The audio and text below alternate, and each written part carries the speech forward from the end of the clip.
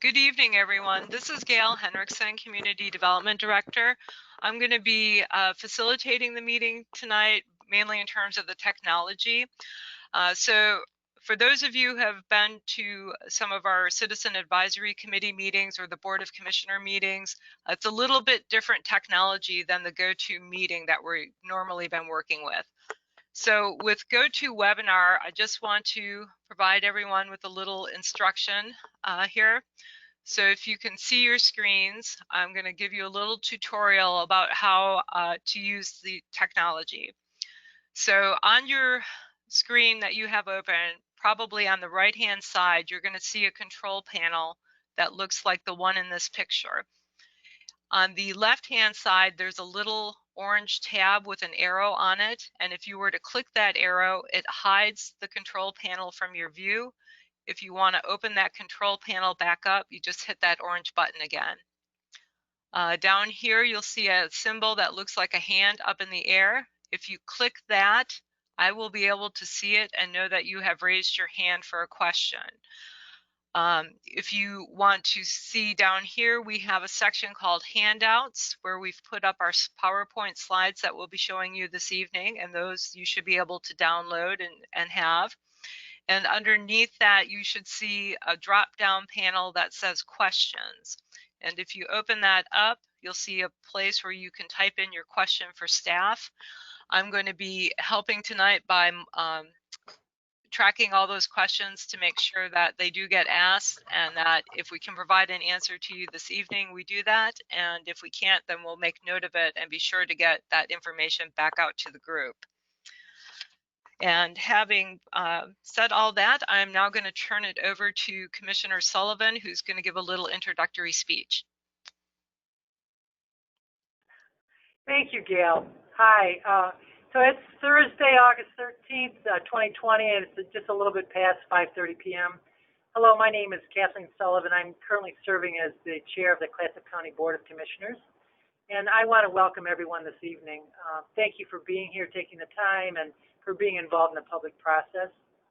Tonight, we will be presenting information on the County Resiliency Project. This is a virtual meeting due to the COVID-19 pandemic.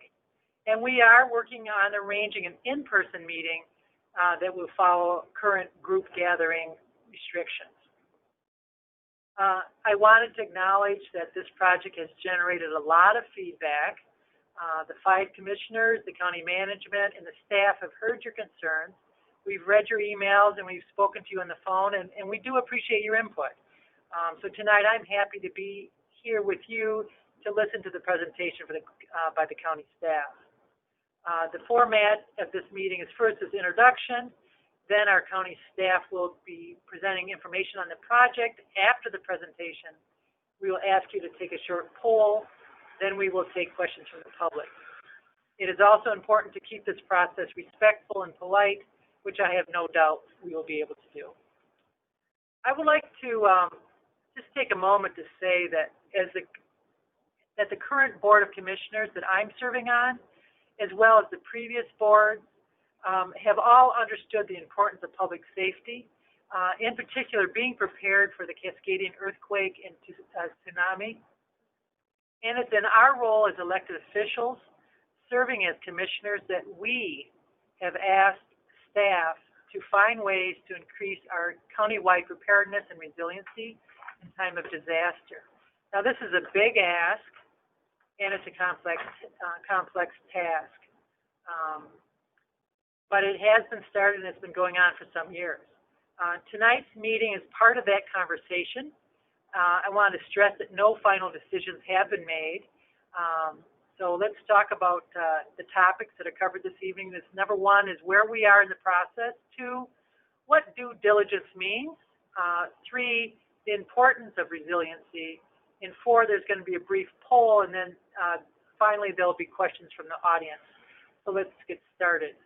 Let me introduce tonight's staff that will be doing the presentation. We have the Assistant County Manager, Monica Steele. We have Public Works Director, Ted McLean. We have Assistant Public Works Director, Terry Hendricks. We have County Engineer, Dean Kernanen. And we have, who you've already met, Community Development Director Gail Hendrickson, and staff support from Class of Works intern Hannah Mathers. Remember that following the staff presentation, there will be a quick poll and before we take questions. And we do value your input, so please help us out and answer that poll. And so now I will turn this meeting over to our Assistant County Manager, Monica Steele. And again, thank you for being here this evening.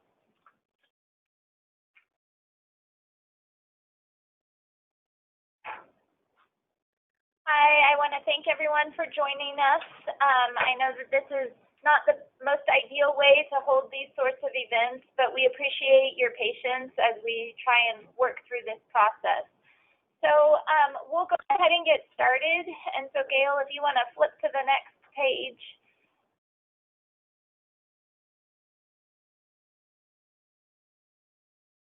Or do I flip to the next page?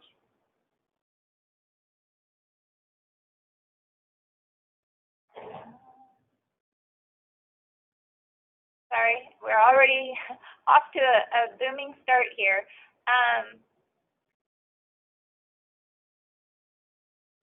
Gail, I don't know if you can hear me, but is there a way that you're able to? Oh, okay, yes. Sorry, something emergency came up. Oh, okay. Well, that's not good. Okay, all right, great. So as Commissioner Sullivan introduced, we are looking at different options because should a natural disaster occur, Clatsop County plays a critical role in this whole process. We're responsible for preparedness, response, and recovery. And so that means that we're also responsible for protecting and preserving life and property, as well as coordinating those longer-term rebuilding recovery efforts. And in some instances, such as the storm that we had in 2007, those recovery efforts don't take as much time. But in some instances, should the Cascadia subduction happen, then there's going to be a significant amount of recovery, and it's going to take a significant amount of time. When we go through this process, there's several county departments that play an essential role in all of this in regards to the preparedness and the recovery. And those departments include assessment and taxation, emergency management, community development, public health, which is playing a role in emergency preparedness right now, public works, and the sheriff's office. And we'll go ahead and go to the next slide. And so I know that there's been a lot of questions about when these conversations started, and they actually started back in 2012 in the strategic planning process. There was a project that was named Countywide Bypass Truck Evacuation Route, and this is where the county, the cities of Astoria, Warrenton, and Seaside we're all considering improvements to Highway 101, as well as the development of an alternate route should an earthquake or tsunami evacuation road or bypass be necessary. It was also identified in the 2015 Transportation Plan, or TSP. It was mentioned as having a redundant transportation route increases the likelihood of maintaining system connectivity, and during and after such an event is therefore an important part of Clatsop County's overall resilience. And so when we think of Clatsop County, we're thinking of the whole county and how we're going to get all of our equipment from one location to the next. In some instances, you know, we have substations out in Jewel as well as the Napa-Swenson area, but then our Astoria office, which is currently located in the inundation zone, is the one that is providing services to Seaside and the Arch Cape, Cannon Beach area as well. And so for all those reasons, the Clatsop County Board of Commissioners has prioritized the relocation of these essential buildings and infrastructure outside the tsunami inundation zone so that we can optimize response recovery during this time of need, should it happen. Go ahead and go to the next slide. Okay, and Monica, do you want to take questions during your presentation if someone has a question? I think that we'll go ahead and go through everything, so that way at the end, in case something gets answered along the way, I really don't have that many slides, and so if we can get through this, and then be happy to take them. And I can go back to any slides to help people. Okay, thank you. Yeah, and they can put their questions in the chat. So part of this process, this here is a picture of kind of what we're looking at currently. And so phase one is the yellow. It's the square yellow, and it is the potential acquisition of what is commonly known as the sort yard. Currently, what the county has in place is a purchase sale agreement, and this was signed on in July of 2020. And the county has 180 days to complete the due diligence process at no cost to the county. So what this means in regards to the due diligence process is this allows us the time to see if this is a feasible project for us, and if this location is the best location for this project. So during this time, we are going to be completing what is called a phase 2 environmental assessment. Prior to even going into the purchase sale agreement, we completed a phase 1. The property owner allowed us to do that. And so we completed the phase 1, and now we need to do a little bit more information, dig a little deeper, and do a phase 2 to see if there's any environmental contamination concerns on the property. Phase 2, potential acquisition of the south portion of the main line. So on the screen here, that's the orange section, and this is a property that is currently owned by Greenwood Resources. And we signed a letter of intent with them. That was signed in May of 2020. And the county, in this particular acquisition, has a 20-month due diligence process. There's a little bit more involved with this because there's a lot of area to cover as far as surveying, and so and the staff time to get that work completed. And so so that's why we've asked for a longer due diligence period on that. Other potential acquisitions that we have looked at and that have been identified in the past are what is the North Main Line, as well as the Fletcher route. And then also over on the east side of Astoria and the county is the Twilight or the Pipeline route, which comes out over by the fairgrounds and then connects to Highway 30 near the Napa substation for public works. We'll go ahead and go to the next slide. So these are, this is the timeline for where we're at in this process. The phase 1, again, which is known as the sort yard, is currently we have the purchase sale agreement, but that does not mean anything's finalized. We have that 180 days to complete the due diligence process with no cost to the county should it end up not working out. We do have an additional 2 90-day extensions to that due diligence process. Should we need to exercise the right to take a little bit more time? Should we need that right, that will cost the county some. That is part of the purchase sale agreement, that if we need to extend for another 90 days, we will be paying an additional, we'll be paying an amount, and then if we need to extend it another 90 days beyond that, we'll be paying another additional amount. So once that part is complete, then, let me back up a little bit. Part of that due diligence process is beginning the goal exception process. So this particular site, the way that it is zoned, it is not zoned for a public works facility location. And so we need to go through the process with the state to get a goal exception to be able to have the public works facility located out there. If that's something that does not get granted, then this whole thing is null and void and we won't be moving forward with it. That's just one example of why we wouldn't be able to move forward with it.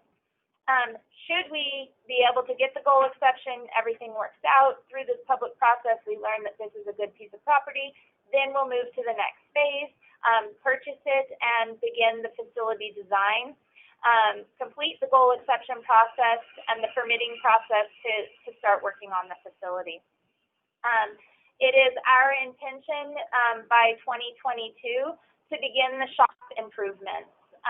It's our goal to first get all of our equipment out there. So first we want to be able to build the shops to maintain all of that equipment in. And that process will begin in 2022 and continue to occur in 2023 and hopefully be complete by 2024. And by 2025, we would also have our public works offices located out there, and that would be the complete transition of the public works staff to that new location. In regards to the phase 2 of the main line south, in 2021 is when we would anticipate being able to complete the due diligence process. And if everything is feasible, again, through this public process, we find out that this is a project that will benefit the county, then we would complete the purchase of that property. You know, the construction of the public works facility is our primary focus once we start moving on this to get the public works facility out of the inundation zone. And so that's where our focus will be. And so potential construction on the main line south would not even begin until 2024. In addition, when we're able, from a staff perspective, trying to be able to construct roads, especially roads that are new roads, we can build about a mile of road a year. So it's not going to be an instantaneous process. And then the future phases that I spoke to earlier, it's just going to continue to be the community outreach process, which we're starting now and we will continue to work through. You want to go ahead and go to the next slide? So that wraps up my presentation. This website that I have listed here is the website for our Resiliency project. And so you can go to the Public Works website. You can click on the right-hand side. There's a tab that says the Resiliency Project. And this is where we're going to be continuously updating it with information. So right now you'll be able to find this presentation. You'll be able to find a background that provides you with a little history on this project as well as where we're at through the process. It will also be where we post these meetings when they're recorded. And then it also is going to have, we have sent out, or we're in the process of doing a mass mailing county-wide, and that is scheduled, it got delayed a little bit. We were hoping to have it go out sooner, but it will be going out August 18th. And so at that time, we will then have the link on the website. You can either take your questionnaire on the website, you can take it by the mail form that gets sent to you, and then you can mail that back. Or if either of those options don't work for you, you can contact Hannah, and she can take your answers by telephone. You will be receiving, when you receive this in the mail, what it will have on it is a unique identifier code. And this is so that each household can only take one, because we are trying to keep this as accurate as possible per household within the county. And so you will need to enter your unique identifier code, and then it'll allow you to proceed. And so with all of that being said, I want to open this up because the goal of this is to hear your feedback, your questions. And so we're going to have Gail now open the poll. And so I'll just read the questions as they come. We'll give you a little bit of time so that you can answer those questions. And then we'll have the results of those at the end of it. And then we will go into the question and answer period. So Gail, if you want to go ahead and post those poll questions. And some of these questions, just so you're aware, are going to be similar questions as to what are on the questionnaire that's going to be going out. And so our first question is, do you support moving the public works facility out of the tsunami inundation zone?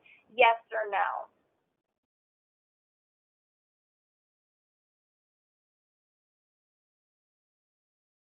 And we'll be giving each poll a little bit of time. I can tell where we're at in terms of the number of attendees who have voted. So when we get up to that 100 mark or very close to it, then I can show you the poll results.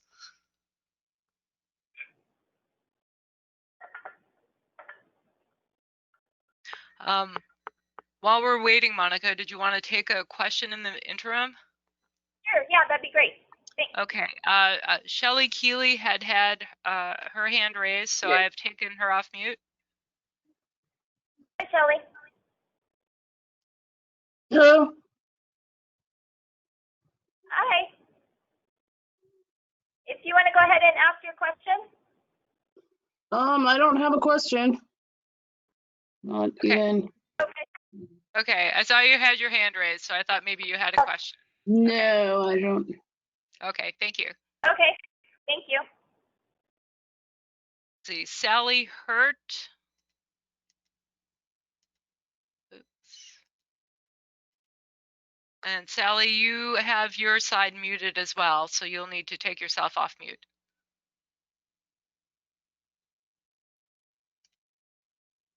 What reports and information do you have that make the mainline road any more resilient than Lewis and Clark Road? I'm gonna let the Public Works staff get into more detail about that, but part of it is back to what we were talking about in regards to resiliency and redundancy. There are certain areas at the Lewis and Clark Road that are susceptible to landslides and washout because of the location next to the river, and then 101 potentially being inaccessible if it is a tsunami event. And so it's just one more way to have redundancy to the south part of the county. But I'll let Ted go ahead and answer that a little bit more in regards to the Lewis and Clark Road.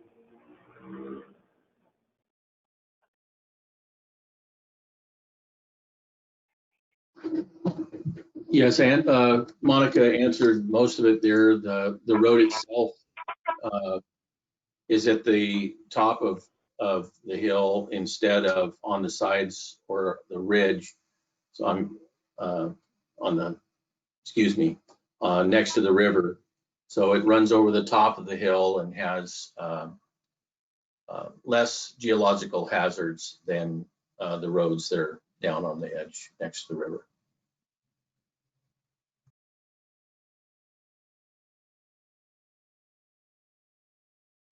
Does that help you, Sally? Okay, so I'm going to go ahead and close this first poll. These are the results. So it looks like there were 80% supported moving the public works facilities and 20% were opposed. Okay, thank you. Okay. And then we have our second question. Whoops. So the next question is, do you think that the Lewis and Clark sorting yard would be an appropriate location for a relocated public works facility?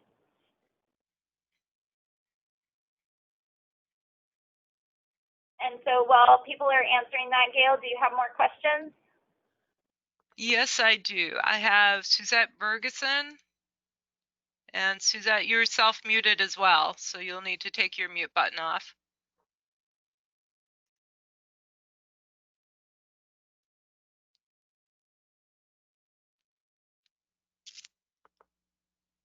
Okay, are you there, Suzette?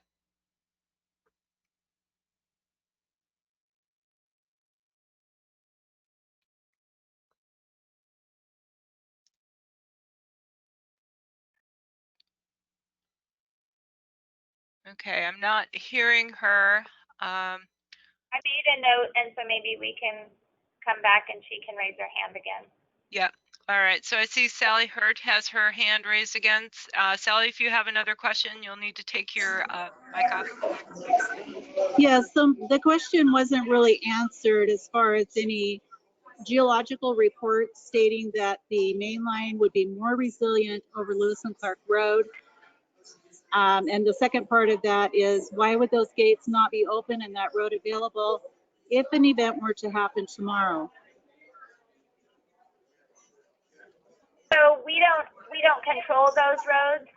Greenwood Resources owns them, and they currently own them. We have no say in regards to whether or not they decide to sell that property for any type of future development. And so that's why currently we're looking at this as an option, again, as a redundant road. So should we not be able to access the South County by 101 or Lewis and Clark, we have another redundant path. And currently you are correct, they can get open with the cooperation of Greenwood Resources. But again, should Greenwood down the line in the future decide to sell any of that land for future development, we would not be able to necessarily have the same opportunity as we have now.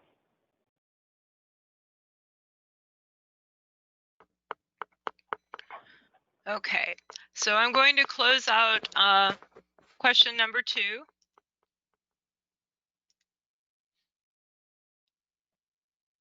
And those are your results. Okay. Okay. Thank you. You're welcome. I'm going to start question number 3. So how proactive should the county be in pursuing emergency and alternate routes in preparation for a seismic event? Very proactive, somewhat proactive, not proactive. Okay. And while we're waiting for those results, Robert Holland asked a question. He says, how do the costs compare between moving public works to the sorting yard versus to the property already owned by the county in the North Coast Business Park? Also the same for the ODOT facility. So I will speak to the ODOT facility. Those conversations have come up, and one of the concerns is ODOT and the county will be responding in a disaster, and should something happen, not having all of our resources, equipment in the same location is not going to be beneficial if there's some reason that we can't access that that equipment. In regards to the costs associated with the property in the North Coast Business Park, there are a significant number or significant amount of wetlands, and so trying to develop that property from a wetland mitigation perspective is going to increase the cost to develop that significantly. And I'll defer to Ted and Terry and Dean to speak a little bit more in regards to the advantages of the sort yard and the way that it currently sits.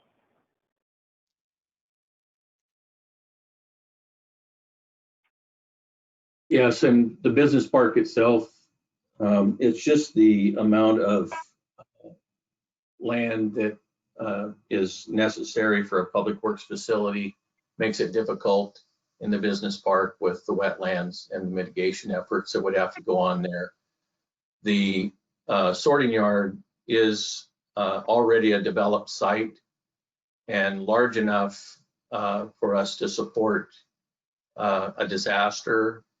There's a lot of things that go on with a disaster. One of those is just debris removal and managing debris and going through the FEMA process, and having enough land to be able to support those type of efforts is important for the county. There's other emergency management issues that makes that property more lucrative as far as being able to manage an emergency.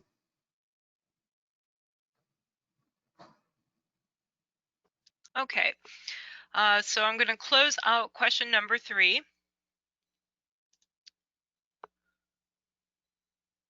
And there's our results. Thank you. You're welcome. Okay, so moving on to question number 4. should the county acquire existing private roads for alternate or emergency routes if they are currently available? Yes or no? Okay. And while we're completing that one, Marilyn Pardis, I'm sure I pronounced your last name incorrectly and I apologize. Yes, can you hear me? Yes. Good. Due to the fact that our soil is quite prone to becoming completely liquefaction is the term, in a tsunami event or an earthquake event, I'm curious to know, since there is a 75% chance that if there is a subduction event or a large tsunami, it is 75% likely that it would happen during the wet season.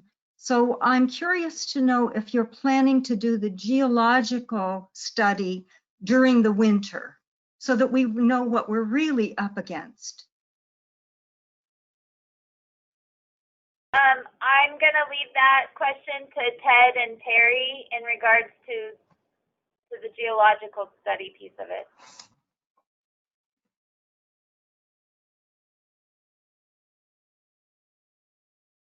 Yeah, so we haven't decided yet to do any geological study with the main line because of where it resides on top of a mountain. So the liquefaction scenario would usually happen in areas where there's wetlands or water closely associated with that.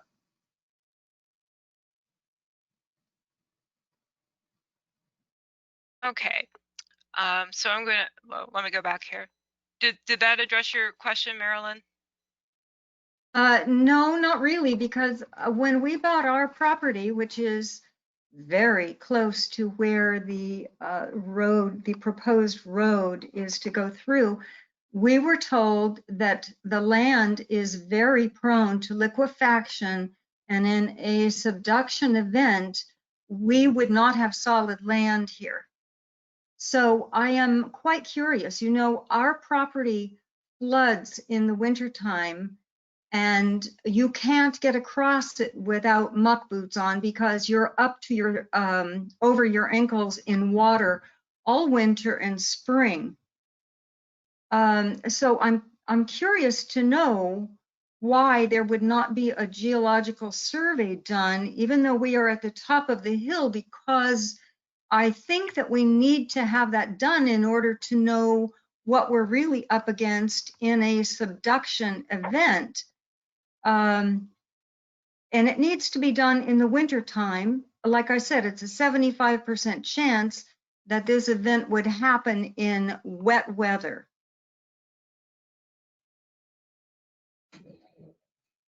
Yes, we could consult with a local geologist, Tom Horning, in the area, and he could help us to put that together.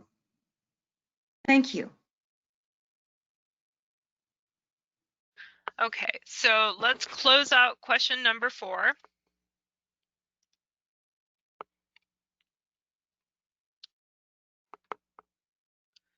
Okay, thank you. All right, and let's see here. Move on to question number 5. There are 7 questions all total, so we promise not to keep asking you questions all night. Okay, so if yes, should these alternate or emergency routes be improved to county standards? Which would mean, and I'll let Ted or Terry answer that one in regards to the width of the road and the amount of right-of-way.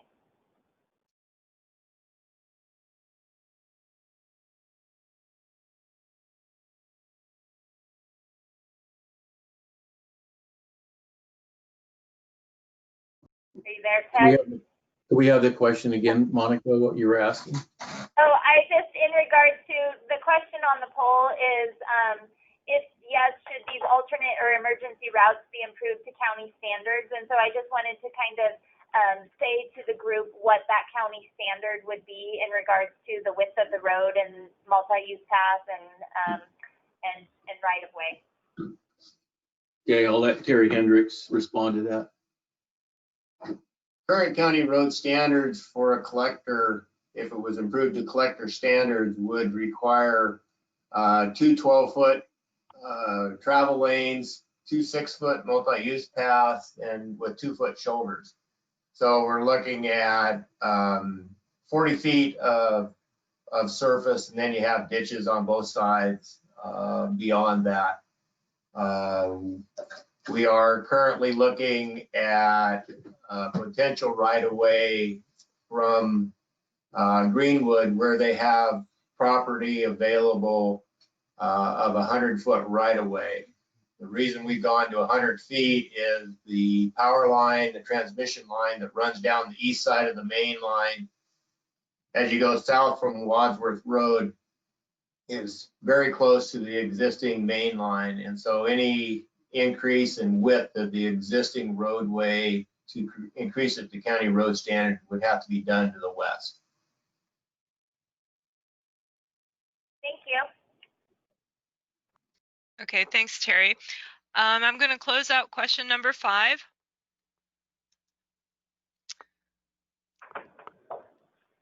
Thank you. You're welcome. Moving on to question number 6. If these alternate routes were obtained and improved, should they be open for general public access? Yes or no? Okay, and while we're completing that question, I have a question from Dan and Amy Levins. Why were all impacted neighbors not notified in writing about the county's plans to buy the main line? We only found out via hearsay about this a few weeks ago, along with hearing that the seller was on the planning committee, major conflict of interest, and that the county was threatening eminent domain to those along the main line who didn't sell. So I'm not aware of a member on the planning committee who is one of the property owners of the current properties that we're looking at. But Gail, do you know if the planning committee has a property owner on it? Yes, I believe they're referring to a member of the Lewis and Clark Citizen Advisory Committee for the comp plan update. Oh, okay. And okay, I was not aware. I don't know which committee member that is. Yeah. Would you like me to name a name or? Yeah, please. Sorry, because I don't know who it is. That would be Mr. Nikes. Oh, okay. I'm sorry. I didn't know that he was on the committee. So first off, no final decisions have been made, and so that's part of this process. We're notifying people now because we're going through this due diligence process. And to my knowledge, as county management, we have not threatened eminent domain in any way. That's why we're looking at purchasing the property. So that way we go through it and we don't do something like that. You know, this due diligence process requires time because we need the community's feedback so that we can know whether or not these projects are feasible. And again, we're doing this because we're trying to make sure that we have a resilient community that allows us to access all parts of our county. And so we're trying to reach out to all community members so that way we can get this feedback. And this has been very helpful, you know, seeing all of these polls that you are all answering. So I know that oftentimes things get said and then they spiral from there and they continue to spiral. But we're trying to tell you that at no point have we threatened eminent domain. There currently is not a purchase sale agreement in place with Mr. Nikes. And again, all purchase sale agreements that we have in place are with a due diligence period in them, so that way we can see if this is a feasible project. Does that answer his question or their question?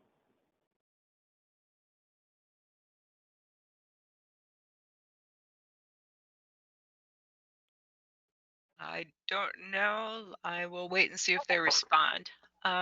In the meantime, I'm going to close out question number 6.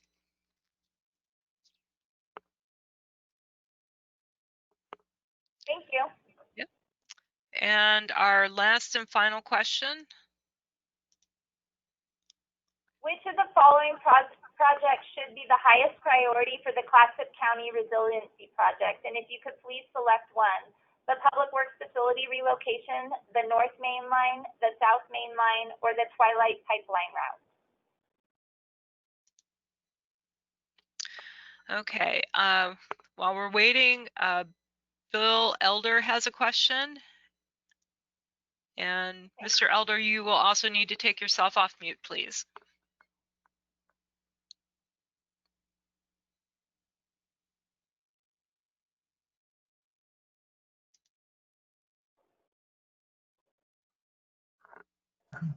All right, I'm actually Bill Elder's wife, Marlene Elder, and I have a question. Okay.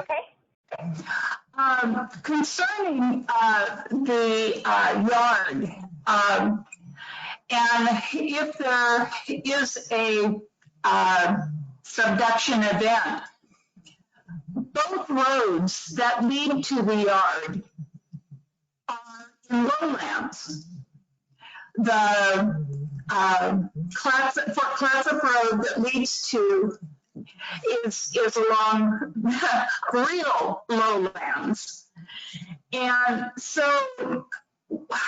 how are you planning to get there if we have a large tsunami, or leave the area if we have a large tsunami? And also, the Lewis and Clark Road that goes into Seaside is also an area of lowland. So do you have plans for a different road to meet the sorting yard? So part of the plan, in regards to the Lewis and Clark roads that goes into lowland down in Seaside, you know, it's our intention. We are not going to be able to respond in an event immediately when the event is happening, and so it is going to take time for us to be able to get to the community. That's part of the reason why so much emphasis has been put on making sure that you have a 7 to 14 day supply of things. And so when we are able to access where our equipment is at, then in some of these instances, this is going to require building back some of these roads. And so that's why we're looking for routes that are going to require less of the buildup to be able to move equipment around to the different parts of the county.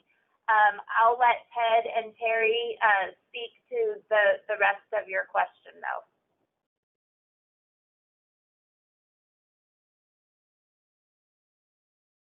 One of the reasons for relocating at the sorting yard is exactly the point that you brought up. The tsunami and subduction zone that would be affected if we're located on the other side of both of those rivers. We will not have any direct access to South County. Starting at the sorting yard and then having the main line, whether it is a public or a private road, allows for access to the South County. And there are many avenues which may need to be reworked, because we don't expect anything to remain intact, but will give us many avenues down anywhere from the south end of Warrenton all the way to the south end of Seaside.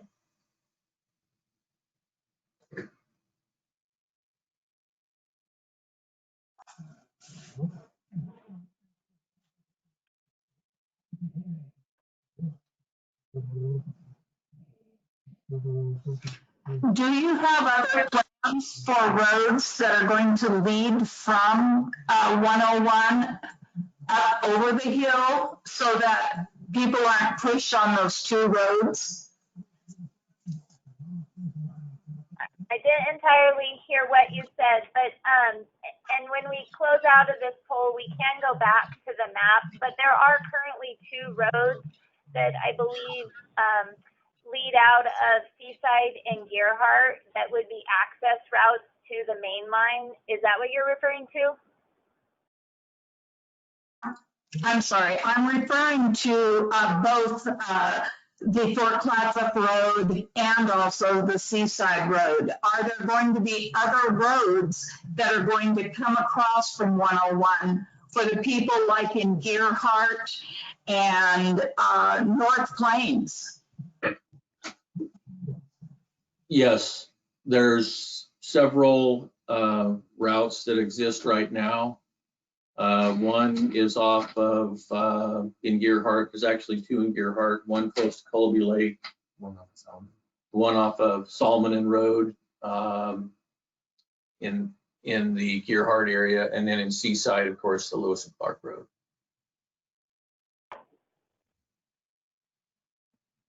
Okay, I'm gonna close out the poll and then we'll go back to the map quickly. Great. Okay. Thank you. Yes, thank you. All right, let me go back here. So Ted, I don't know if you wanted to say anything more about what the different roads that you were talking about.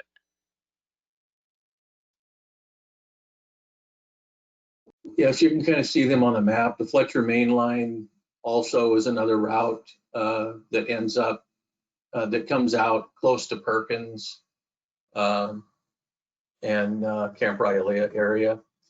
And there we go. And then you'll see close to Colby Lake, there's a couple of routes there that meet up with the main line, as well as in Gerhardt. I think there's two routes.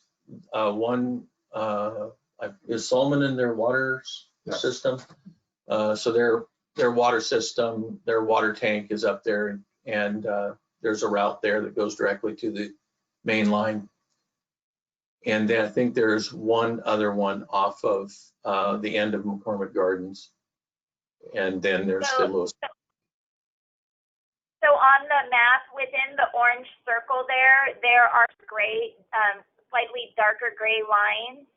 There's one at the top of the circle near where it says Surf Pines 101 that goes across and connects to the main line. And then there's another one down where it says Gerhardt, and that goes from Gerhardt and connects. And then there's one just underneath Gerhardt, and then it connects down at the bottom part of the main line there. And then as Ed mentioned, the Lewis and Clark.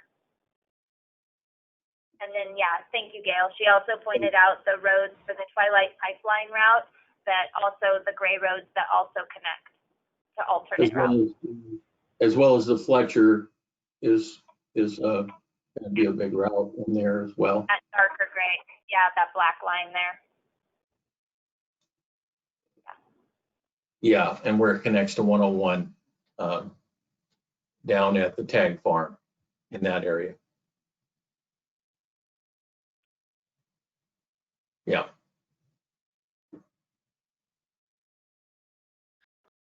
Okay. I'm going to go back to Amy Levins for a moment. She had a follow-up question. And Amy, I'm taking you off of mute. But Amy's question is, that doesn't answer the question as to why we weren't already aware of this plan to purchase. Being on the call right now, which we heard about via word of mouth, is not community outreach. Again, please explain why we weren't advised of these plans before the plan to purchase was made. So we were negotiating purchasing property. And so oftentimes when you're negotiating purchasing property, you are trying to come to a reasonable amount. These are taxpayer dollars that we're using, and so we want to be able to pay a reasonable price. If it's publicly known what it is that you're trying to do, sometimes that drives up the purchasing of property prices. And so part of the due diligence process is we've negotiated a price for a potential piece of property, but we have not bought that property. So we're going through the due diligence process with a price that we have come to an agreement on, and now we're going to see if it's even feasible. And so if it's not feasible, then again, there's no cost to the county and we walk away from the project. If it is feasible, we again have negotiated a reasonable price to purchase the property. And so once we had agreed on a price and signed the purchase sale agreement, we started the community outreach process. We're doing our best to try and find ways to communicate to people. We've posted it on our website. We've posted it on social media. We've put it in the Daily Astorian. We have what's called a weekly bulletin that goes out to all of our county employees. It goes out to the Daily Astorian. It goes out to the radio stations. And so these are ways that we're trying to get the word out. But if you have suggestions as far as other media outlets or other ways to try and get the information out there, we would appreciate it. And then again, we're also going to be doing a mass mailing county-wide. So all county households will be receiving a letter about this project that has information about the project on the website. And so we're open to additional ways as to how we can get our message out there, because that is our intention.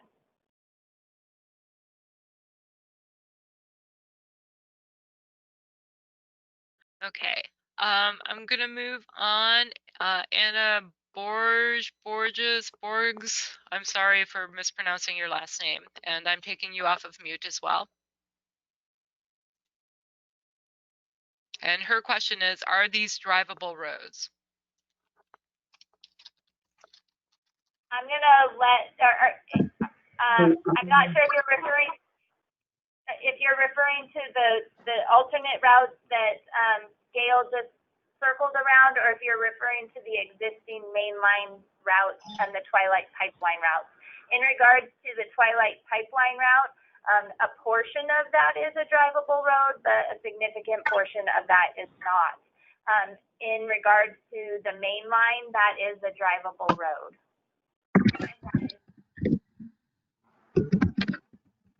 Okay, did that answer your question, Anna? Now, can you hear me? Yes. Yeah. You can hear me? Yes, we can. Yes. No, I was talking about the road going up to the Gearhart Water, the off of Sullivan Road, the Colby access roads that you were talking about. Also, the other one on the end of McCormick Garden Road. Are those roads where the people that live in the lowlands can access up to the main line in a timely manner? Are they drivable? Some of the roads have gates, but others are accessible to get up there. In the event of a disaster. Whoops. So In the event, Ted, if you could I was just gonna say, if you could clarify, if a gate was open, is it drivable currently? yes. Yes. So all these roads are drivable. Yeah, currently they're drivable. If in the event of a disaster, they may not be, because a lot of those areas, such as McCormick Gardens, are filled with wetlands. And what was spoke about earlier about liquefaction, those are areas where that could be possible. But all these access points will have those difficulties. And in some instances, when we're doing planning, sorry, if I could just finish, when we're doing planning, while ultimately we want to plan for the big one, in some instances we're not just planning for the big one, but we're planning for if there was a distant tsunami. And so in regards to evacuation routes for people to be able to access higher grounds. So in some instances, if somebody can evacuate prior to liquefaction, because it was a distant earthquake, and now we're just trying to make sure that we get people up up in the uplands for safety from the tsunami wave. But please go on with your next question.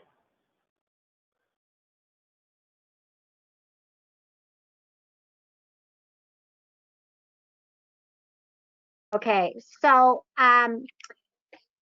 the sorting yard seems like a poor choice. And You know, in 07, the trees and the debris that was on the roads made the roads unpassable for darn near a week. And then you talk about the sorting yard, you put your equipment there, you've got all these trees, all this debris, all this, and the water. It's surrounded on 3 sides by water and a lot of lowland in between there and Business 101. If you got your equipment there, how are you going to clear the road to get to it? You know, what's going to keep it from not just completely flooding and sliding out? It's not a level, even elevation site. It drops off tremendously toward the water as you leap right on the site. It's not that big of a site where it's high. It just starts dropping off almost immediately. So I don't understand how you feel that you can Okay, thank you, even sir. if you're We'll go talking ahead about and answer your question. Sir, we're going to go ahead and answer your question now. We hear your concerns, and so we're going to allow Ted to answer the question, please. Yeah, the sorting yard site itself is virtually cleared, and yes, it does grade away toward a stream, but the site itself, the majority of the site is all upland. And as far as trees go, on the main line itself, that's part of why we want a 100-foot right-of-way, so that we can keep those trees back and not let them grow in those areas so that we can have access. And yes, you're right. In the event of a big storm such as 07, this is a country that's full of trees and we have to deal with them. And but that's the process that you would have no matter where we put our facility. We're going to have to be dealing with debris. Thank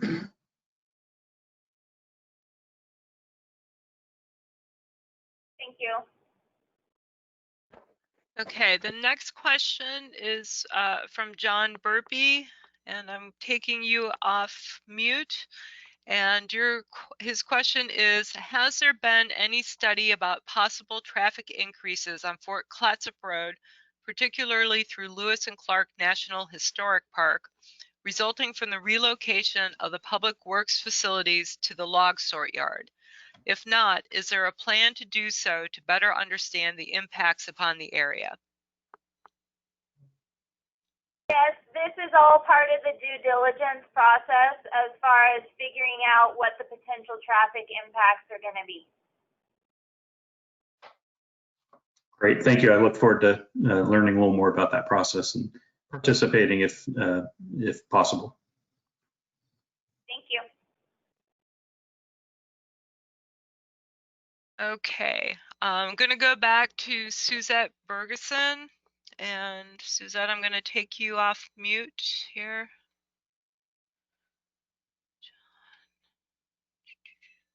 As soon as I can find your name.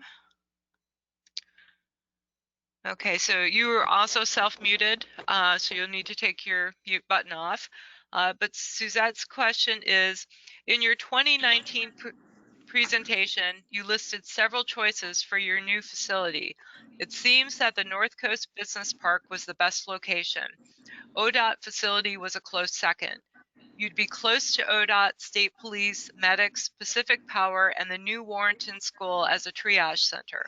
You already own the property. It's centrally located, zoned industrial already, and is out of the inundation zone.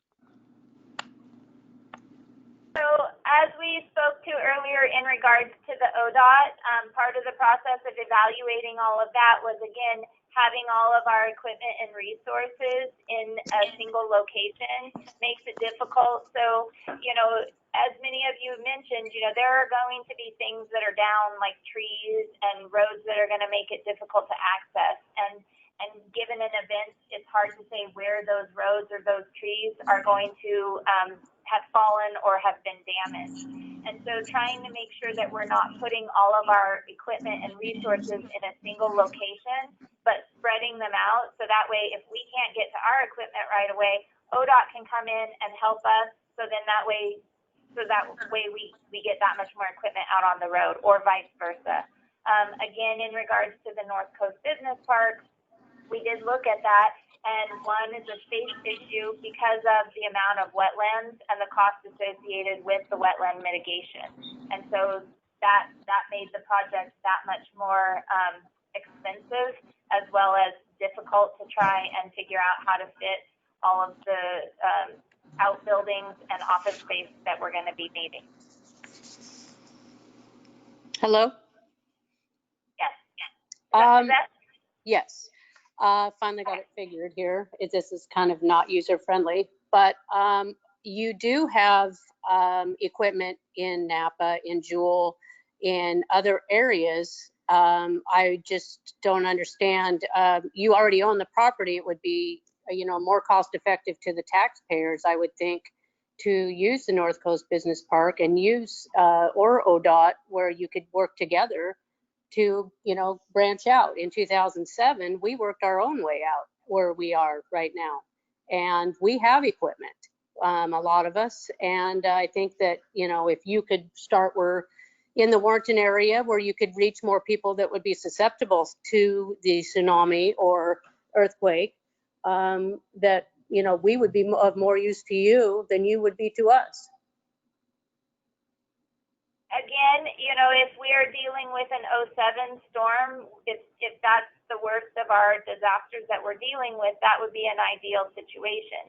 But if we're planning for potentially having a Cascadia event, that makes things a lot more difficult, and there's going to be a lot more triaging that's happening. And the Napa, Svensson, and the Jewel substations are both going to be trying to make things accessible on those ends in regards to Napa getting Highway 30 accessible, so that way we can get equipment and supplies from the Portland area. And so they're not going to be focusing so much on coming over this way to then try to head down to South County in regards to Falcon Cove, Arch Cape, and Seaside and Cannon Beach.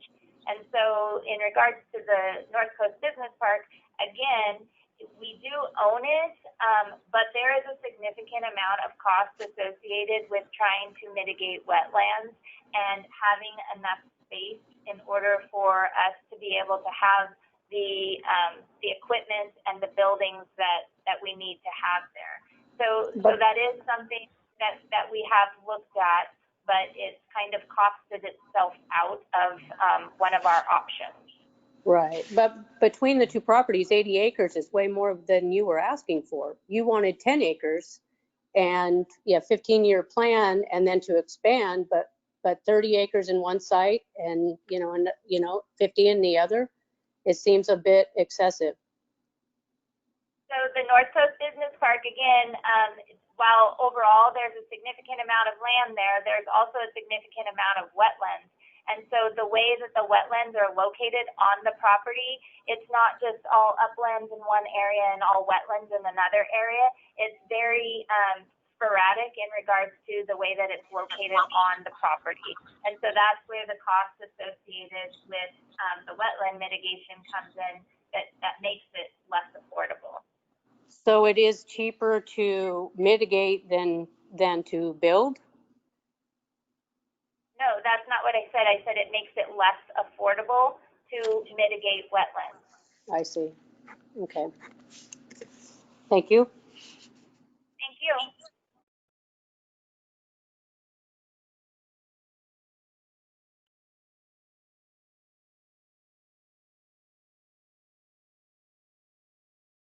Are there other questions, Gail?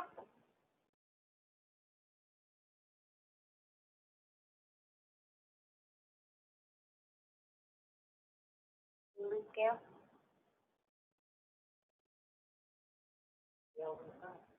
I don't know. We got disconnected once. Are you still there, Gail? Sorry, I've committed the unforgivable sin of taking myself off of mute. Anyway, Suzette had also put in 2 other questions. One being, what is the probability of zoning changes in this area after the road is put in? And so I can answer that one quickly, if you don't mind. Yes, please, because I can't. So first of all, the intent of the county is not to go in and do zoning changes to any other properties other than any properties they might purchase for the county use. Any properties that are currently zoned with a resource zoning like AF, Ag Forestry, or F80 or EFU would have to go through the same goal exception process that the county would have to go through. So that is not the intent of certainly what we would want to do here. And if a private property owner wanted to do that, they would be required to pay the application fees and go through the process just like the county will. Okay, so I'm going to move on. Let's see, we have. You said she had 2 questions. She's got 2 more, maybe 3 more. Okay. All right, so her next question is, County Manager Don Boone spoke of viable options that will not require purchase. Does that mean land swaps? If so, with who and what properties would be traded?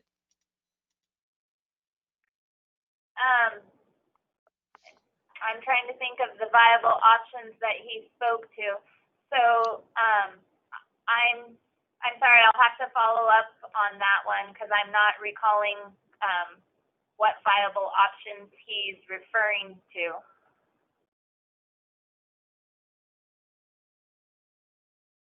Okay, I mean, one of the things that we're looking at is what viable options there are for us to acquire property. But I don't know if that, I'm sorry, I'm unclear on the question. Okay, I noted on here that staff will follow up on that one. Okay, thank you. Okay, this question is from Diane Berry. And Diane, you are also on mute, so you'll need to take yourself off. Diane's question is, at the 2019 presentation of this plan to the board, no costs were mentioned. In your public documents, you list $3 million as the cost of the facility. In November of 2017, you listed as 10 to 15 million, and 2 weeks later, you listed as 15 to 20 million. What is the accurate estimate for the building of the new facility right now? So I'm going to let Ted answer that, but I will say that part of it kind of depends on, again, going through this process and seeing what it is that we need and what it is that we can build. And so I'll let Ted go ahead and answer that. I know we have a spreadsheet, and that's one of our frequently asked questions that will be posted, but I don't have that up. Do you have that, Ted? I don't have that up in front of me, but when we started the process, I looked into other public works facilities in other communities, and there was one down in Florence that we just started looking at to base our costs off of, and it was right at $3 million for that one. As time went on, and it seems like these prices just keep getting greater and greater. But the facility that we're looking at right now, we're making an estimate of about 8 million. The shops and the facilities for the shops and the crews, we're estimating around 5 million, and that all includes the property as well. And then the offices, about 3 million. And we are, the site that we have here would be something to help offset the costs of that as well when we sell this property. Does that answer your question, Diane?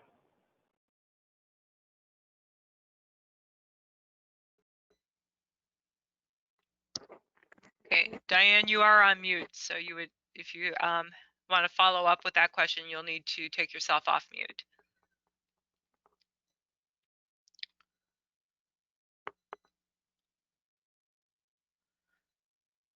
Okay. All right. I'm going to move on for now. The next question is from Jared Lyon. And Jared, you'll need to take yourself off mute, please.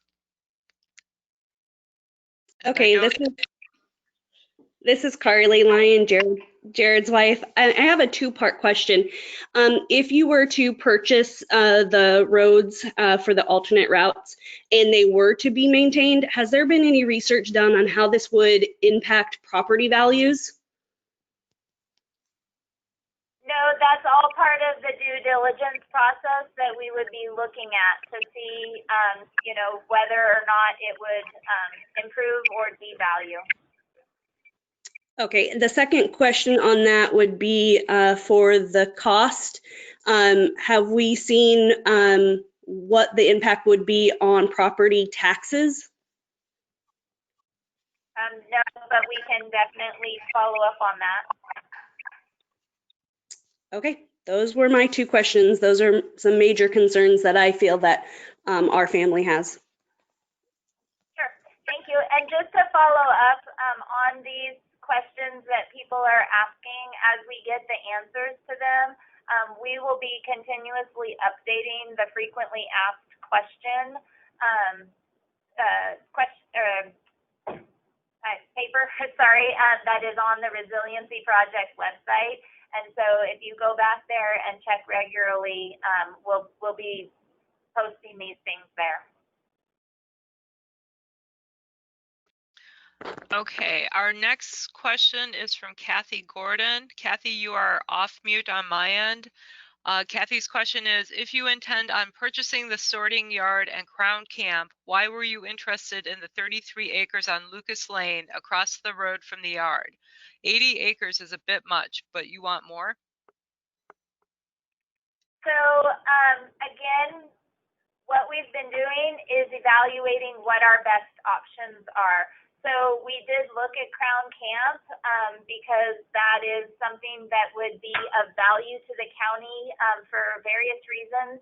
Part of it is the county, and Ted mentioned it before in regards to debris removal, but we also have incidences without a seismic event, just winter events that cause road slides. And so we're regularly looking for fill sites.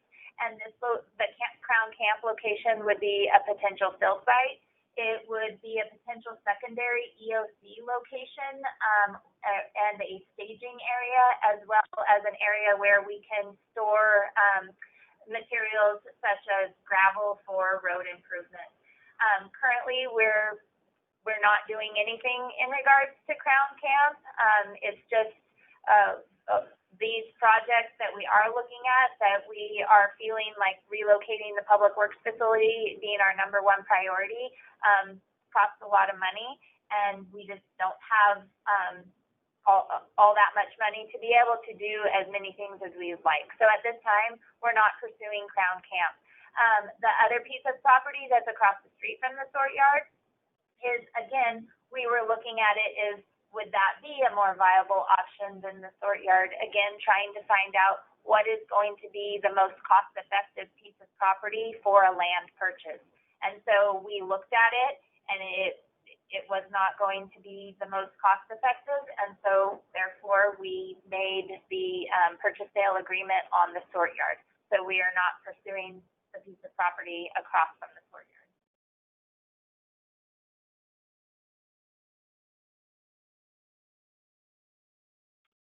Okay, our next question is from Wendy Agelzoff. And Wendy, you're unmuted. Wendy's question is, what would be the mitigation costs associated with updating the mainline culverts to convert to current fish passage standards? I'm gonna leave that to Ted and Terry.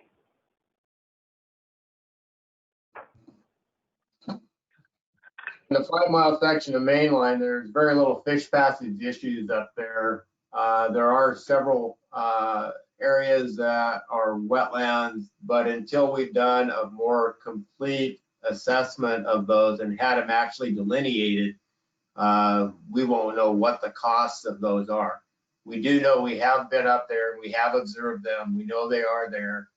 There are 3 that I can think of off the top of my head that within the 100-foot, we're talking at probably less than a half acre of impact between those 3 sites.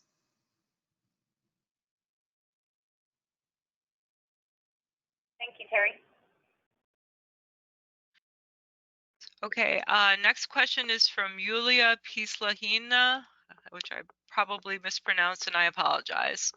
And you are off mute now. And her question is, can you speak to the rezoning process that would take place by allowing the public works facility to come in this area? What else is going to be allowed in? Is this going to open up our unique area to more development? I really enjoy the privacy and quietness of this area and am concerned of what would come with additional roads and rezoning that would happen. And had I read her question, I would know her name is pronounced Julia. Sorry about that. Thank you.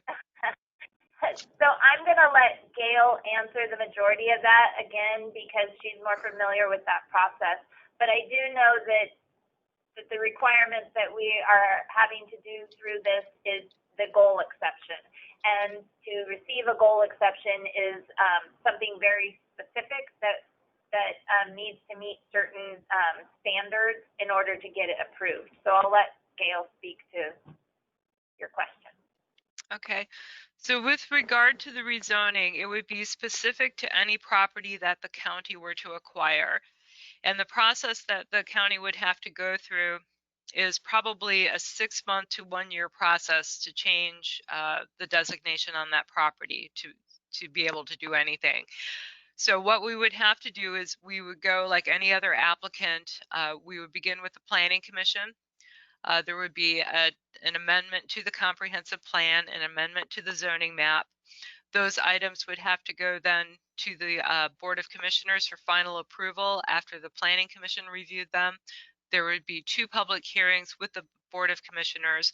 After that, it goes to the state for review, to the Department of Land Conservation and Development. You'll hear it referred to as DLCD. And they are very protective.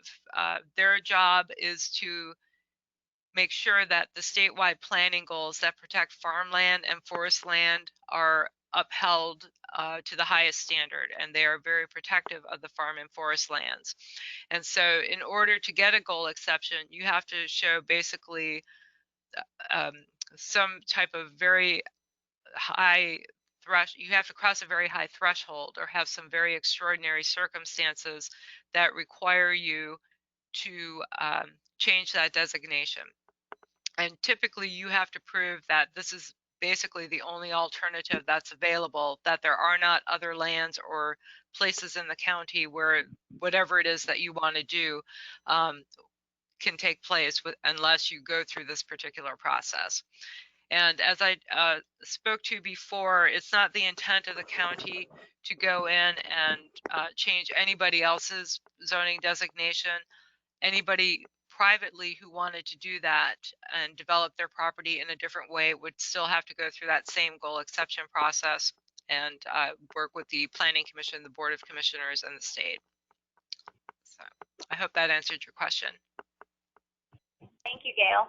Thank you. Okay, moving on. Let's see. Todd Olson has his hand raised. So Todd, I'm taking you off mute.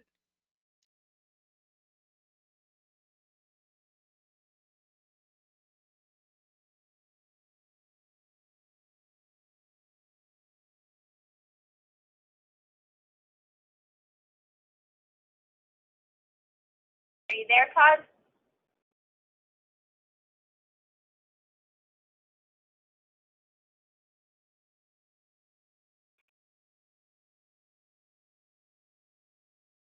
Can we come back to him, Gail? We have about 10 more minutes until 7 p.m. and we want to try to make sure we get everybody in. Okay, let me just see who we haven't called on. Lum Kwong has his hand raised. Mr. Kwong, I'm taking you off mute as well.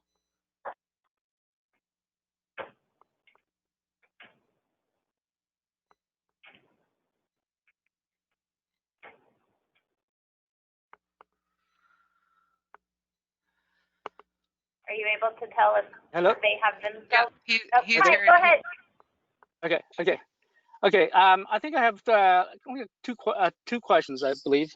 So question one is that the sorting yard that so that's really is based on the state approval, and if the state does not approve that, then the project is off. And if it is, do you guys have a contingency plan to continue with the resiliency project?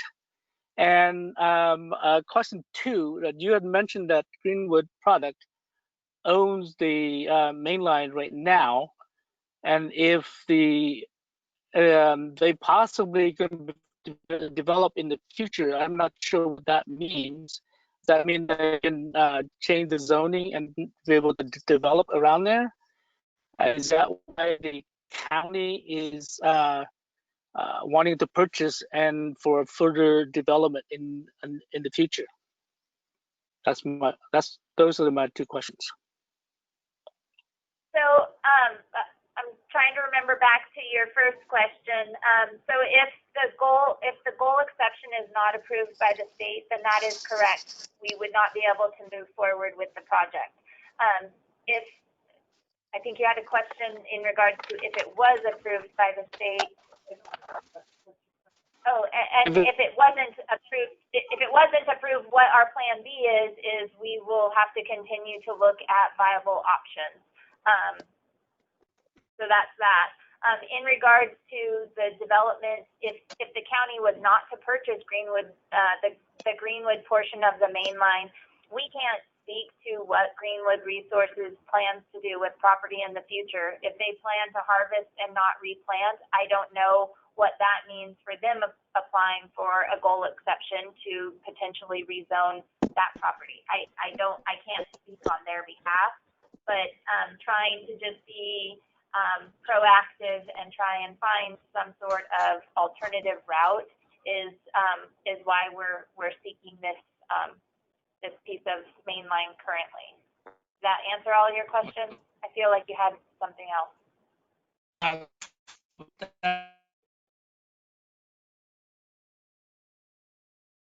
I can't hear you.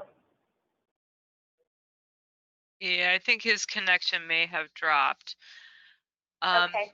And just a reminder that people can email us questions and send them in as well, and we can respond. And again, if it's a frequently asked question, we'll be sure to post that on the list.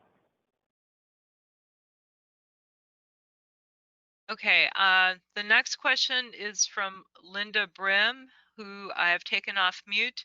And Linda's question is, going back to the unanswered question about lateral west-east escape routes, what is the proposed plan to get Perkins Road, access from Cullowhee Lake, Delmore Road, McCormick Gardens, Salmonen Lane, and on south visible and traversable day and night in all weather as recommended in the state resiliency plan? What funds are set aside to do this?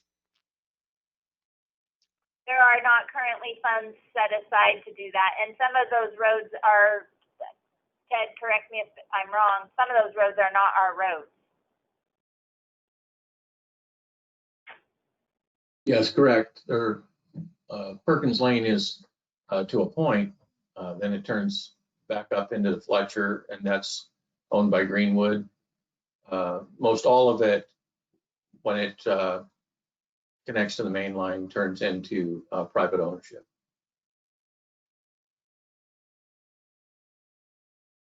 I do know that we have partnerships with different groups such as Greenwood, such as Hampton, who have said, you know, we want to be able to help in these situations. And so as far as opening gates up when necessary, but we can't tell them how they need to develop their roads per the state standards.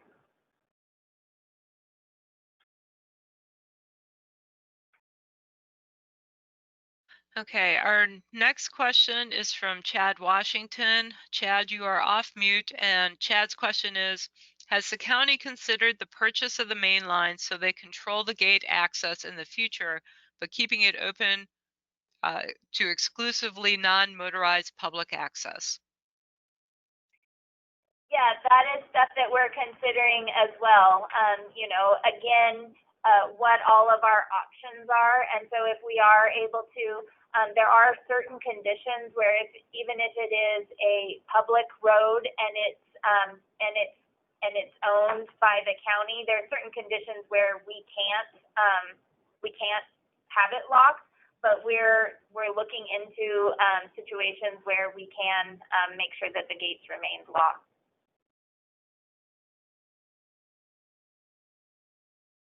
Thank you. That answers my question. It just seems like there's a lot of contention around the increase of traffic on that road and potential future development. I can tell you that Greenwood does not have any interest in harvesting without replanting, just to make that very clear. But this still is this issue of increased traffic and how that will affect property values. So it would just be nice to see that part of the comparative analysis if you were to make the purchase without increasing that traffic. Thank you. Thank you. Okay, our next question is from Cynthia Harbor. Cynthia, you are off mute, and Cynthia's question is, many property owners in this tidal area are responsible for maintaining drainage, dikes, and tide gates to protect acreage and roads not on their property. Sorry, to protect acreage and roads not on their property. With removal of trees and increased paving for widening and improving roadways, how would this additional runoff affect the ability of existing systems, and would property owners be responsible for upgrading those systems to accommodate larger water movement? I'm going to defer to Ted and Terry on that question.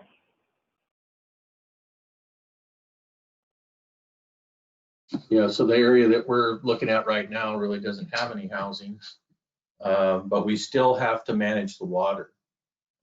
When we pave the road, we have to develop drainage systems that will slow the water down and contain the water so that it naturally flows into the stream like it was before there was a paved street there.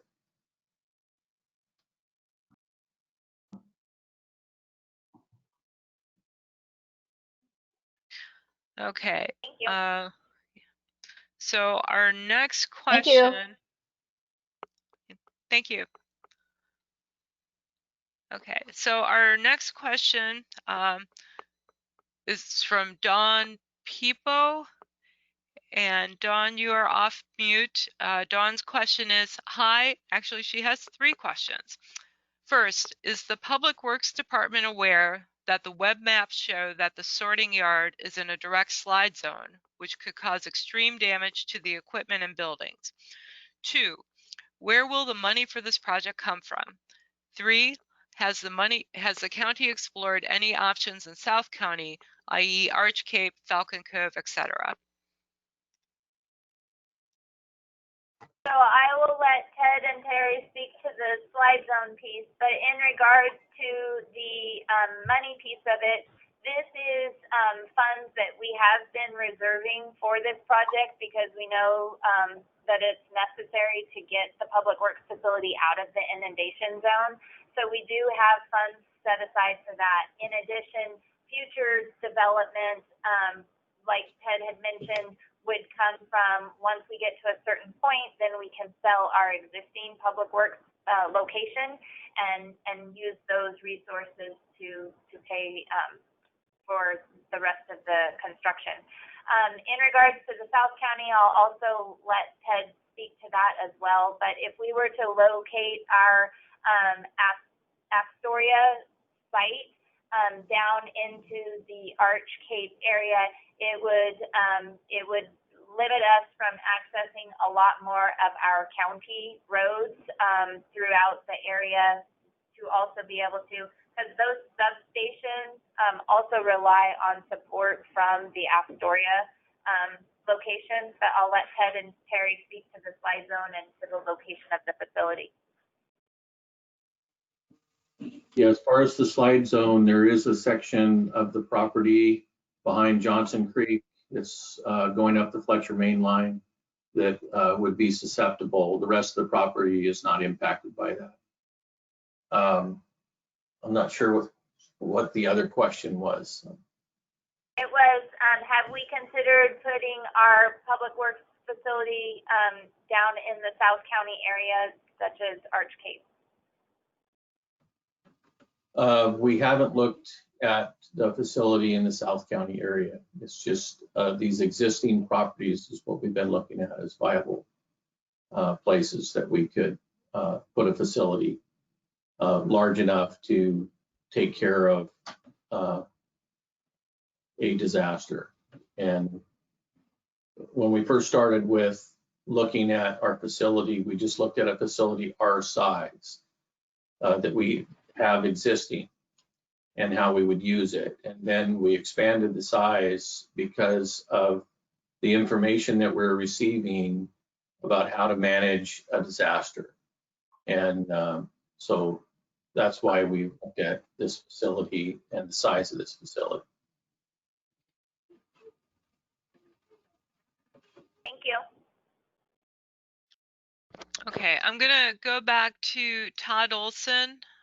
Todd, I've taken you off mute. Can you hear us? Can you?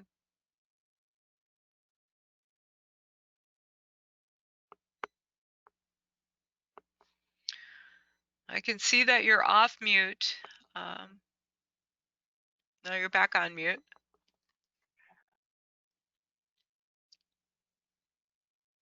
Is he able to type his question? I don't see one from him. Go ahead, Todd.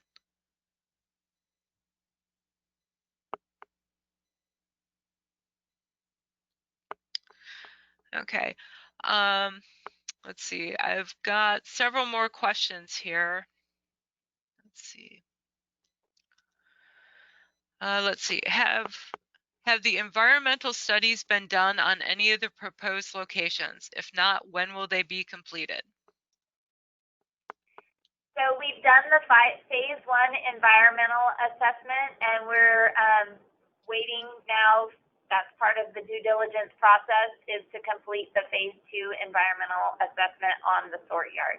So we signed the purchase sale agreement at the end of July, and so now we're reaching out to all the necessary contractors to do the various pieces of this project to figure out again if this is a viable option. Okay. This question may have been answered, but the question is, if you are not purchasing North Main Line, what road will be used? That's one of the things that we have to think about in regards to, is Fletcher Road another option?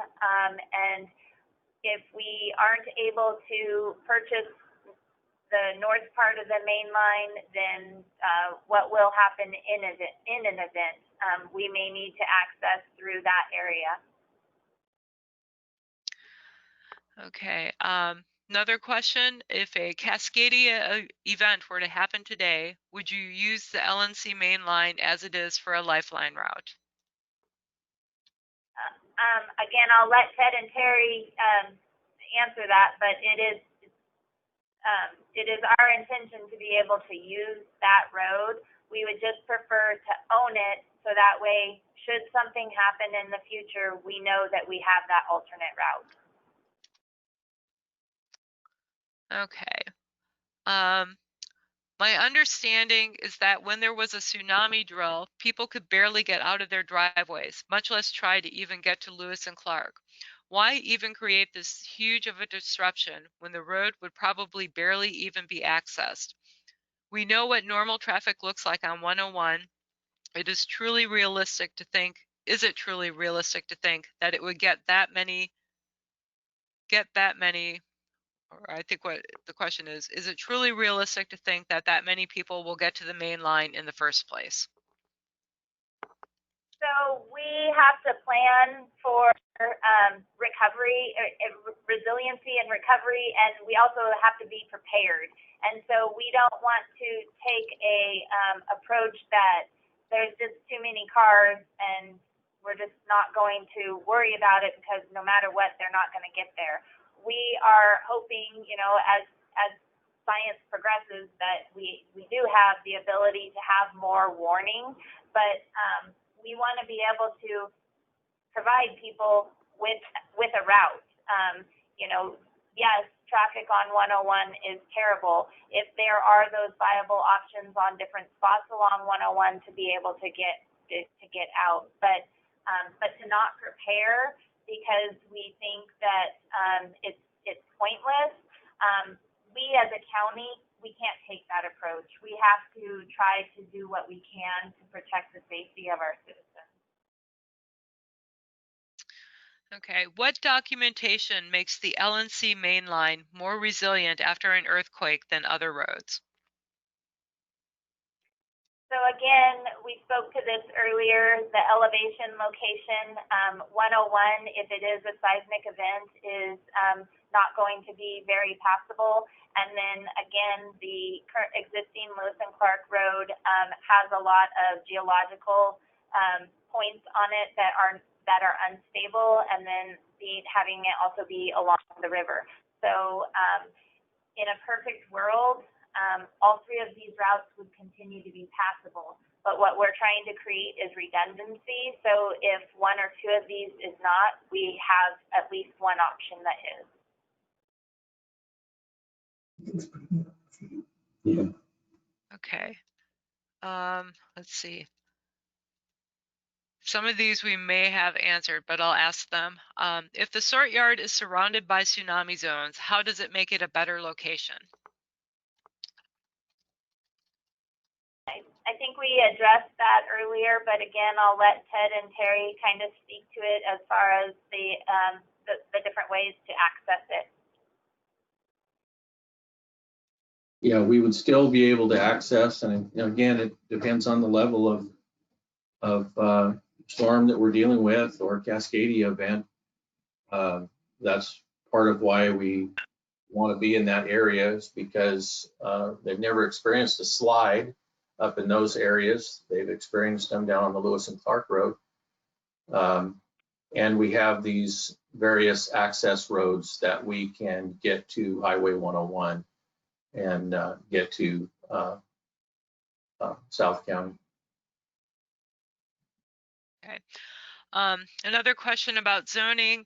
If the county successfully rezoned property, would it set a precedent for rezoning that would make it easier for other private ownerships to rezone? So let me stop at that. There's two questions. So no, it does not set a precedent because when you go for a goal exception in order to rezone, you will have to show that in most cases it's to rezone to allow housing. That's usually why people would pursue a goal exception. But even if it was for a commercial development or something, you would have to show that there's no other available land, or that because of a physical location, this is the place that whatever it is you want to do has to be located. So it's a very, very difficult process. It's very long. The threshold is very high, and it's very expensive. So I would not see it. If I could just add to that, Gail, because there have been a lot of questions about the North Coast Business Park, and that same concept applies when trying to mitigate wetlands. If you're going to try to utilize the North Coast Business Park, you have to show that you have looked for other pieces of land as a more viable option rather than filling in the wetlands. Okay. And then the second part of the question is, what will the county do to ensure resiliency of our landscape and maintain our agricultural and forestry zoned lands? And I guess that would come. Yeah, so as I've stated, it's not the intent for the county to make any zoning changes other than any property it might potentially acquire. every case has to be evaluated on its own merits, and we cannot prevent someone from turning in an application to apply for a goal exception. But again, the bar is very high. It requires approval from the Planning Commission, the Board of Commissioners, and the State Department of Land Conservation and Development. I don't know that I can give you 100% guarantee that it would never happen, because everybody is entitled to submit their application. So I know that's a poor answer, but unfortunately it's the best that I can do is to try and reassure you that it is not our intent as the county to change the landscape or reduce agricultural activity or forestry activity, or to take away anyone's livelihood, or to really try and change the nature of your community. So next question. How do you plan on funding all of this? The state of Oregon has no funds. To ask the citizens for more money will be surely unfair with the COVID situation and drop in the economy. So again, I think we've answered this. We've been building up reserves to make this project feasible. It is not our intention to go out for any type of bond for this project. Okay. Let's see.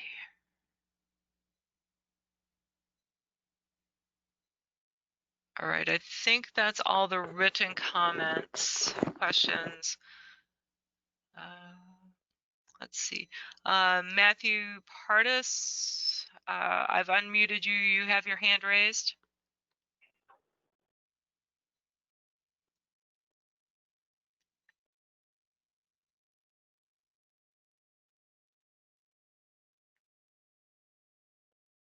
Can you hear me? Yes, yeah, we go can. ahead.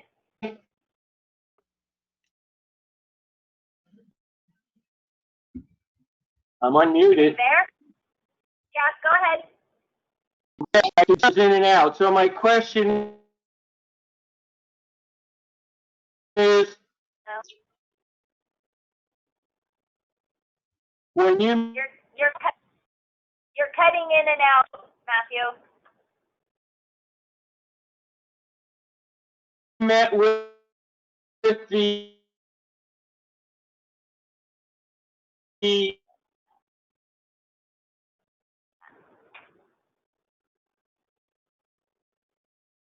I'm sorry, but you're cutting in and out, and so we can't hear your question.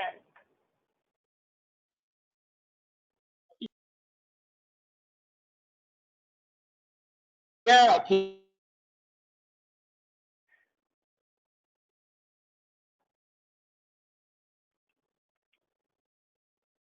Okay, we may come back to him. Some more written questions. Is the cost analysis of purchasing these new sites versus mitigating wetlands at already owned sites available for public access? Well, we're still doing the cost analysis on the existing sites, and so once we have more information, again, we'll be posting this stuff on the project resiliency website. But we can let you know when that is up. Okay. Will a tsunami warning system and additional education of evacuation and/or escape routes be integrated into the plan? How will the majority of these people know when to run? So it is our intention to work with our emergency management department, so that way we are making this a collaborative effort. So we have a way for people to evacuate, but helping people understand when they need to evacuate. I know that our emergency management department does have regular events to try and help people increase their awareness of emergency preparedness. And so that is all part of the County Board of Commissioners' goal to be a more resilient community. Okay, Mr. Olson was able to type in his question. Why not leave the main line as a rock surface, it would be much faster to get a surface that can be traveled on versus trying to break up 6 to 8 inches of blacktop into something that could be leveled to a surface that can't be driven on. And that is all stuff that we're considering through this process in regards to whether we keep it the way that it currently is or whether we improve it to county road standards. Part of that depends on, again, what we're able to do with a county road in regards to being able to keep the gate locked and if we're not able to, then what does that mean as far as the traffic that does occur on it, what that does to wear down a dirt road. So those are all part of the things that we're looking into while we go through this process. Okay, could the main line eventually become a permanent Highway 101 bypass?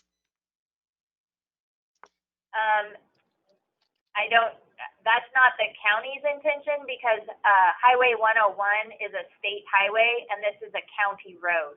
So that's not our intention to make it a Highway 101 bypass. That's not to say that in the future, if we did have a seismic event and 101 is no longer existent, what alternatives would be there for travel to South County. But it is not our intention to make it a Highway 101.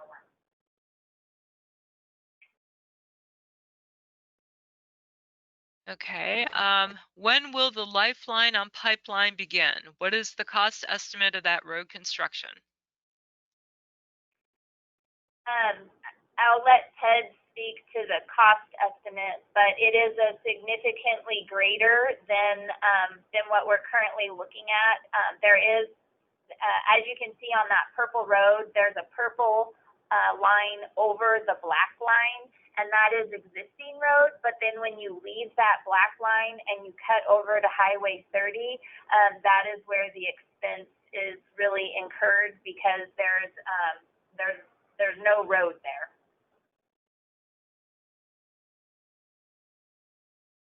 Okay, there have been slides on Upper Lewis and Clark Road at the top near Crown Camp Road and also across from Royal View Road. Without geo-studies, how do you know the North Main Line will remain stable in an event? So part of the due diligence process is to do those studies.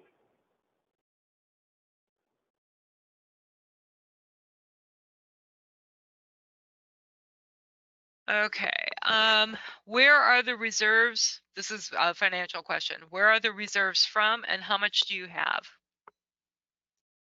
I did not bring my budget binder with me, but I want to say that we have approximately $10 million in reserves. Is that correct, Ted? Yes, we have approximately $10 million in reserves, and some of that comes from the state highway funds.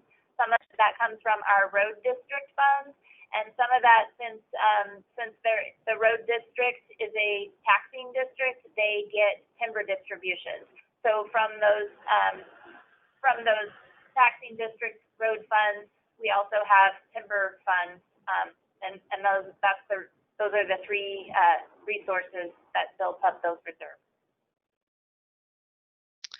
Okay, this is more of a comment, although if Mike Magyar would like to comment further on this, I've taken you off mute. Mike says that it sounds like Clatsop County would be wise to invest in a more robust communication system.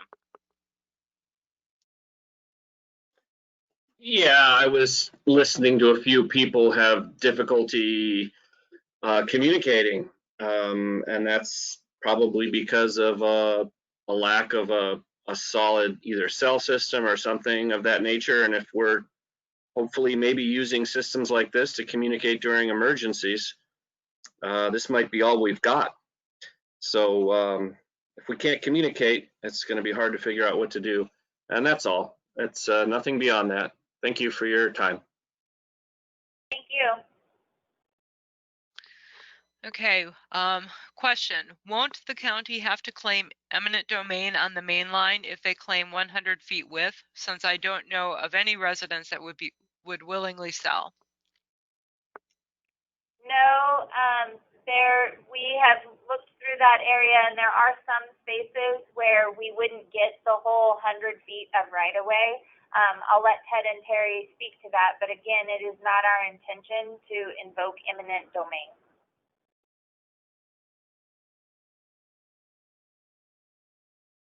You want to add to that, Ted, or no? Yeah, based on the, if we're talking, are we talking the north part of the main line? I think we're talking about the whole part of the main line. Yeah, it's not our intention to do that. You pretty much said. In some areas, we wouldn't get the full amount of right-of-way because there are private property owners. And so where we can get the full amount of right-of-way, we will try to do that. But if we're not able to, then we just wouldn't have that. Yeah, and the only portion that we were looking at to get the extra right-of-way was in the Greenwood portion. Everything else through there is already a 60-foot right-of-way.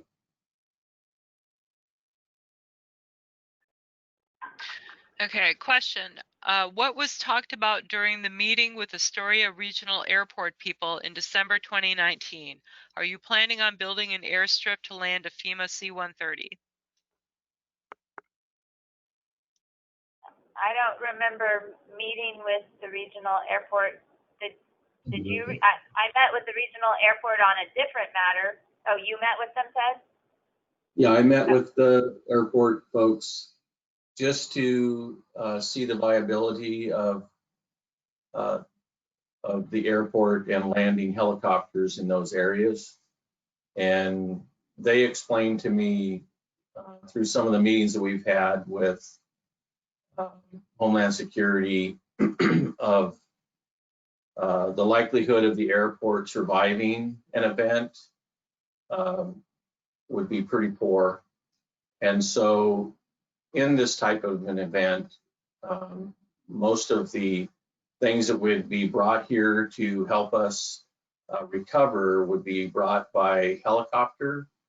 And so we needed enough right of way in some strategic site to be able to land something like that. And in this particular site, we had these power lines that we were looking at. And so what kind of distances do we need? It was all hypothetical.